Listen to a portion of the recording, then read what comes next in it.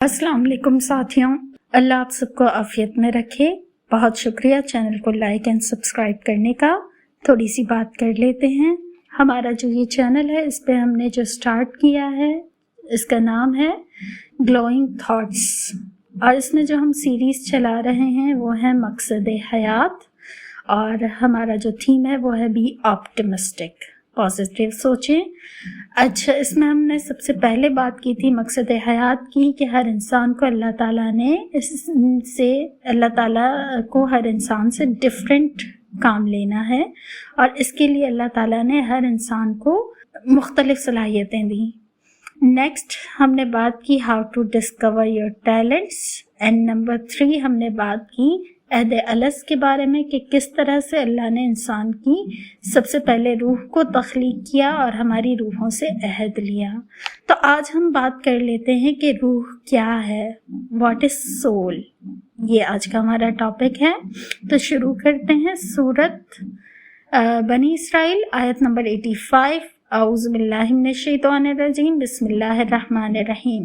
यसअलूनका अनिर रूह, वो सवाल करते हैं आपसे रूह के बारे में। नॉन मुस्लिम्स भी आप सल्लल्लाहु अलैहि वसल्लम से सवाल किया करते थे, उनके लिए भी एक मुअम्मा था कि ये रूह आखिर चीज़ क्या है। तो अब जवाब सुनिए अल्लाह का क्या आया। कुलिर रूह मिन अमरी रब्बी, आप फरमा दीजिए कि रूह मेरे रब का अमर है, हुक्म है, अमर रब्बी है। मा ऊती तुम मिनल इल्मी इल्ला कलीला, मगर तुमको इसमें से बहुत थोड़ा इल्म दिया गया है, कलील। ये टॉपिक बहुत कॉम्प्लिकेटेड है, इस पे मैंने बहुत रिसर्च की, बहुत चीज़ें तलाश की, और बिलाखिर जो चीज़ मुझे मिली वो डॉक्टर इसरार अहमद की के कुछ लेक्चर्स थे, जिनका नाम है हकीकत रूह दीन के लतीफ़ हक़ाइक़। हाँ जी, और ये चार लेक्चर्स थे, और जिनका जो मुझे जस्ट समझ में आया है वो मैं आपको बयान कर देती हूँ। अगर समझ में ना आए, या अगर आप फर्दर स्टडी करना चाहते हो, तो आप इनको पढ़ सकते हैं, या और भी आप अपनी रिसर्च देख सकते हैं।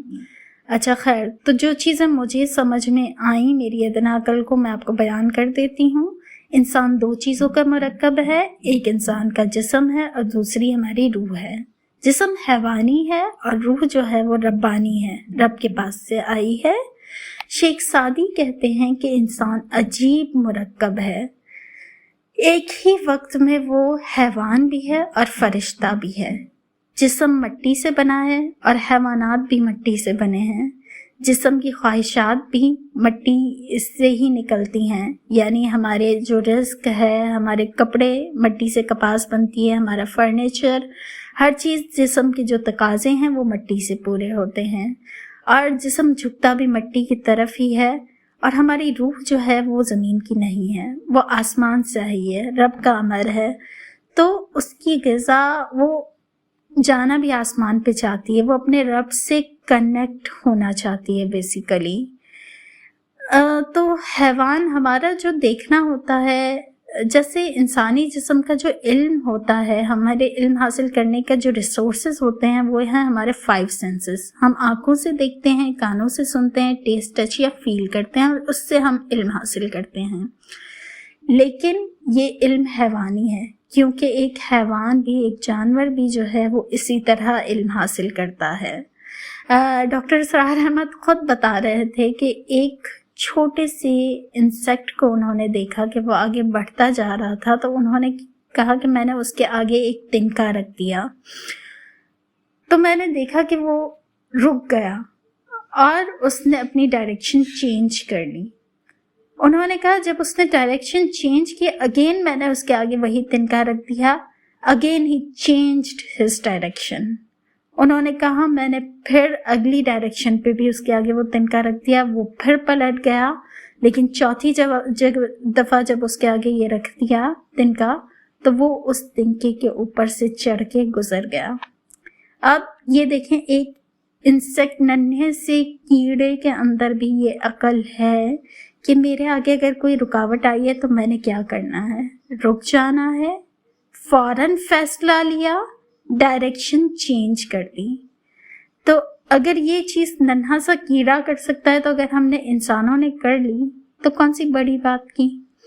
اور ایک کیڑے نے بھی اپنا اگر اس کا ایم ہے آگے بڑھنے کا تو آپ اس کے آگے کتنی بھی رکاوٹ ڈال لیں وہ رکے گا نہیں. آپ چونٹیوں کے آگے کتنے بھی آپ لگا دیں ہرڈلس مگر وہ آگے بڑھتی جائیں گی, وہ اس کے اوپر سے چڑھ جائیں گی, وہ سائڈ سے نکل جائیں گی, لیکن وہ اپنی لائن میں چلتی جائیں گی. تو کہاں ہم انسان کے اس کی وجہ سے نہیں ہو سکا, اس کی وجہ سے نہیں کر سکے, اس کی وجہ سے نہیں ہو سکا. یہ ہو نہیں سکتا کہ اللہ نے ہمیں لائف دی ہو اور ہمیں آگے بڑھنے کے مواقع نہ ملے ہوں. ہر انسان کو کہیں نہ کہیں موقع ضرور ملتا ہے, بس تھوڑی سی ہمت کرنے کی ضرورت ہوتی ہے. خیر یہ تھوڑا سا ڈیفرنٹ بات تھی. ہم بات کر رہے تھے انسان اور حیوان کی روح, انسان کی روح کے حوالے سے کہ روح جو ہے وہ ربانی ہے. تو اگر جانوروں کی آنکھ سے دیکھتا تو جانور بھی ہے, تو کچھ لوگوں کے بارے میں بھی قرآن میں آتا ہے کہ ان کے لیے آنکھیں ہیں مگر وہ دیکھتے نہیں ہیں, ان کے کان ہیں مگر وہ سنتے نہیں ہیں, ان کے دل ہیں مگر وہ سوچتے نہیں ہیں. تو یہ چیز تو اب دیکھیں تو ہر انسان دیکھتا بھی ہے, سنتا بھی ہے. موسٹلی سبھی 99% انسان تو دیکھتے, سنتے, بولتے سبھی ہیں, سوچتے بھی ہیں. ابو جہل بھی دیکھتا تھا, ابو لہب بھی دیکھتا تھا, لیکن ان کے لیے, ان لوگوں کے لیے کیوں فرمایا گیا کہ وہ دیکھتے, سنتے, سوچتے نہیں ہیں؟ کیونکہ وہ اپنی روح کا نہیں, روح سے نہیں دیکھتے. روح اپنی ایک انڈیپینڈنس رکھتی ہے. روح کا دیکھنا, روح کا سننا اور ہوتا ہے, جسم کا سننا دیکھنا اور ہوتا ہے. اسی چیز کو اقبال نے بڑے اچھے سے ڈیفائن کیا ہے. فارسی کے اشعار ہیں, میں آپ کو ٹرانسلیشن بتا دیتی ہوں. وہ کہتے ہیں کہ یہ جو آتی جاتی سانس ہے یہ ایک پیغام ہے آپ کے لیے کہ سن لو.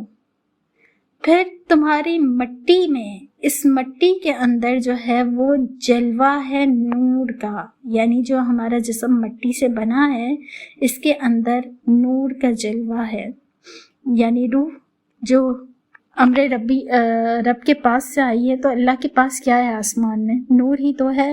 اور جو شیخ سعدی کا بھی ہم نے پڑھا کہ بر وقت فرشتہ ہے یا بر وقت حیوان ہے, تو فرشتے نور سے بنے ہیں, اور ہماری روح بھی چونکہ آسمان سے آئی ہے تو ظاہر ہے وہ اللہ کے پاس آسمان پہ تو نور ہی ہے, تو روح میں تو ہماری نور ہے.